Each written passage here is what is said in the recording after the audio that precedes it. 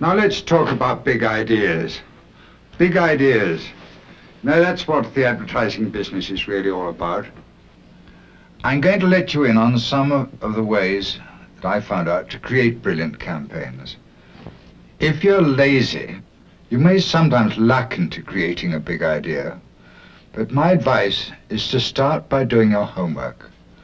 Some flashy agencies scorn homework. They skid about on the surface of irrelevant brilliance. Other agencies are good at research and positioning, defining target audiences and so on, but are incapable of creative brilliance. As I see it, we have to do our homework and create brilliant campaigns. Don't be a bore. You cannot bore people into buying your product. You can only interest them in buying it. Study the product. The more you know about the product, the more likely you are to come up with a big idea for selling it. Study the precedents. Look up the campaigns for similar products in recent years. Find out which worked and which didn't work, and then go on better. Study the research, how consumers think about your kind of product, what benefit you should promise them. But don't rely too much on research. A lot of people in our trade use research the way a drunkard uses a lamppost, for support, not for illumination. Get agreement on positioning. Get agreement on your target audience.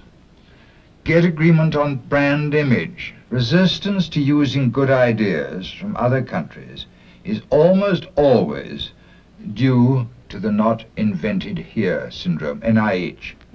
Why should multinational clients employ Ogilvy and Mather worldwide if our offices refuse to borrow from each other? Boil down your strategy to one simple promise and go the whole hog in delivering that promise. The promise should be important and unique. And use research to find out what promise is most persuasive.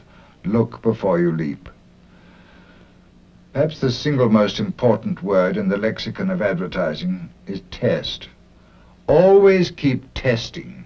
Testing new ideas, new headlines, new levels of spending, new media combinations, new kinds of commercials.